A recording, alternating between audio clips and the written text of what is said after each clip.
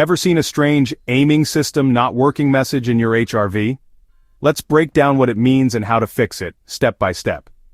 First, what is the aiming system? In most Hondas, it's part of the safety tech like lane keeping and adaptive cruise control.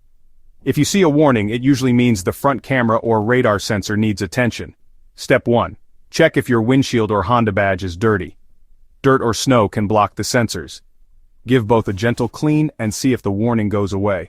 Step 2. Did you recently have a front-end repair or windshield replacement? The sensors may need recalibration, which only a Honda dealer can do. Step 3. Restart your car. Sometimes the warning resets after a simple restart. If the alert stays, don't ignore it.